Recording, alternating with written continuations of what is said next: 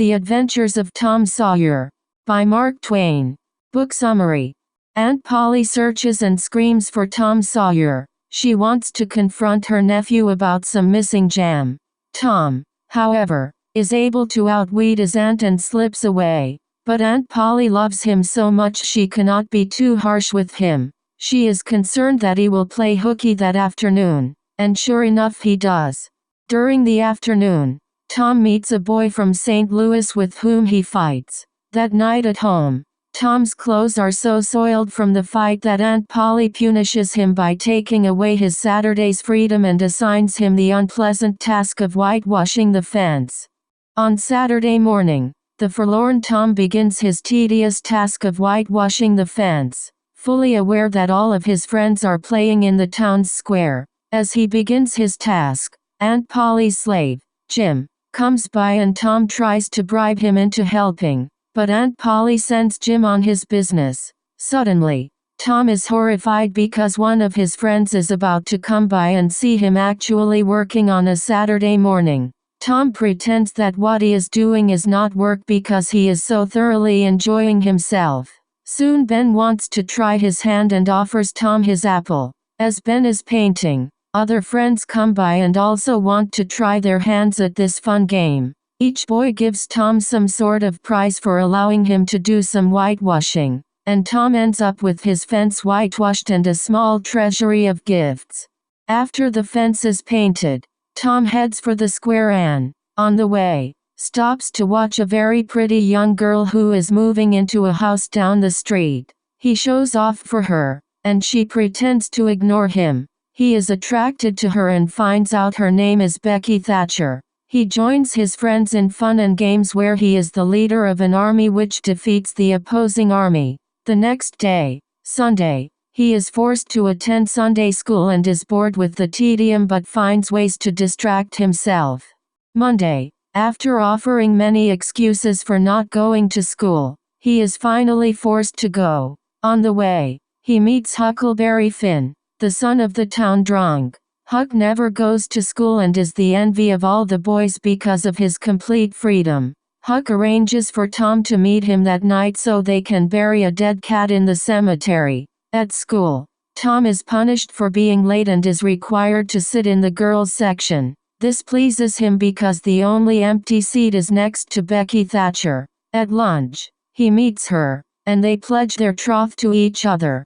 At midnight, Huck arrives, and they go to the cemetery where they come upon Dr. Robinson, Injun Joe, and Muff Potter who are digging up a recently buried corpse. There is an argument. Muff is knocked unconscious, and Injun Joe murders the doctor and places the murder weapon next to Muff. The horrified boys flee and take a blood oath never to reveal what they have seen. The next day, the town is in an uproar. School is dismissed, and Injun Joe identifies Muff Potter as the murderer. Tom is fearful that Injun Joe will discover that he was a witness. Tom, his friend Joe Harper, and Huck Finn decide to become pirates. The three boys find a raft and establish camp on Jackson's Island, where they enjoy a carefree life of fishing, swimming, smoking, and exploring and playing. When a steamboat filled with most of the important townspeople passes by firing cannons over the water, the boys realize that they are presumed to be drowned. Tom sneaks home at night in order to leave Aunt Polly a reassuring note that they are all right. But he changes his mind when he overhears that church services are planned for the deceased boys if they are not found by Sunday. The funeral services are secretly attended by the boys, and all rejoice when the dead boys casually stroll down the aisle.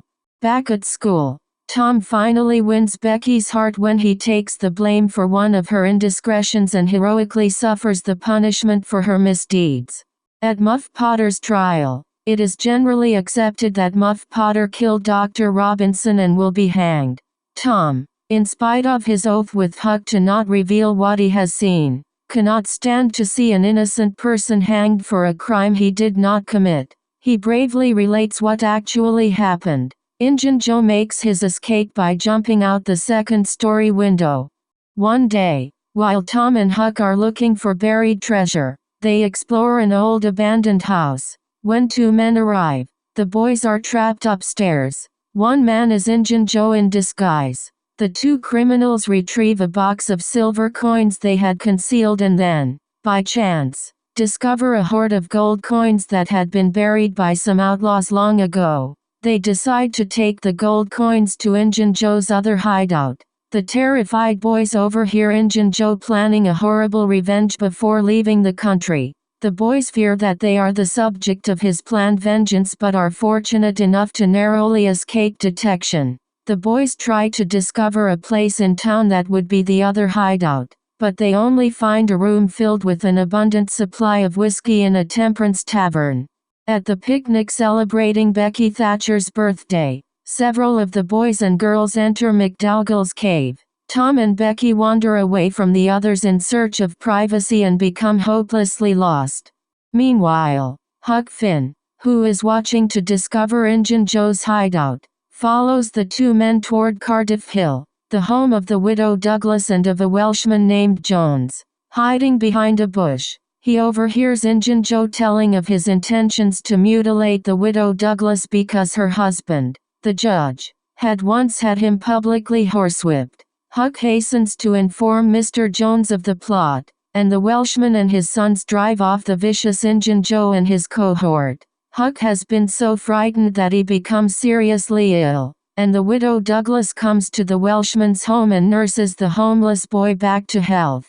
At the same time, it is discovered that Tom and Becky are missing. They have not been seen since the cave. All the available men in the community meet and carry out a thorough search of the cave. Tom and Becky hear the search party in the distance but are too weak to call loudly enough to be heard. At one point in their ordeal, Tom catches sight of Injun Joe in a nearby passage. After they have been underground for about 3 days, Tom discovers a way out of the cave. He and Becky then make their way back to the town.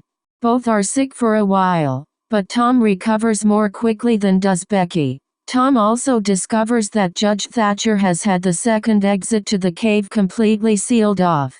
Tom reveals that Injun Joe was in the cave. In spite of Injun Joe's evil, Tom cannot let any human face the ordeal of starving that he and Becky just endured. The men go back to the cave and discover Injun Joe's body just inside the cave where he had futilely tried to dig his way out with a knife. Later, Tom and Huck return to the cave and search for Injun Joe's treasure. After many false starts and using various clues, they recover approximately $12,000 worth of gold coins. This money is invested for them, and they are rich. The widow Douglas takes Huck into her home to educate him and train him in the ways of civilization. Huck finds schooling, not cussing, and all other things connected with civilization to be completely intolerable, and he runs away. He eventually agrees to give civilized living another try if he can join Tom's band of robbers.